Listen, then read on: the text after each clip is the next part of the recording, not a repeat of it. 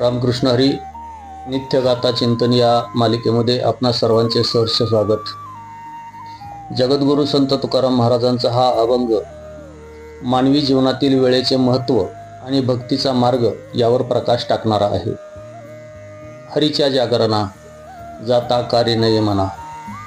तुकोबराय आपल्या मनाला आणि पर्यायाने मानवाला विचारतात की हे मना, हरीच्या जागरणाला म्हणजे भजन कीर्तन किंवा देवाच्या नामस्मरणाला जाण्यास तू का कचरतोस? तिथे जाण्यास तुझे मन का धजत नाही? कुठे पाहशील तुटी आयुष्य वेचे फुकासाठी?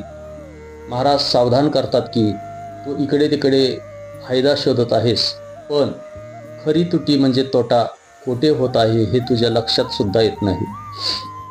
तुझे अनमोल आयुष्य विनाकारण व्यर्थ कामामध्ये खर्च होत आहे. देवाचे नाव न घेता वाया जाणारा प्रत्येक क्षण हा आयुष्याचा सर्वात मोठा तोटा आहे.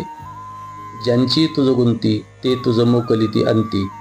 ज्या प्रपंचात, कुटुंबात किंवा व्यक्तीमध्ये गुंतला आहेस, ज्यांची तुला ओढ लागली आहे, ते सर्वजण शेवटी तुला सोडून देणार आहेत.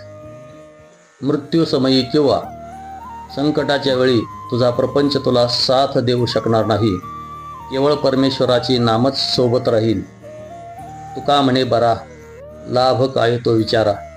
तुकाराम महाराज म्हणतात की अजूनही वेळ गेलेली नाही.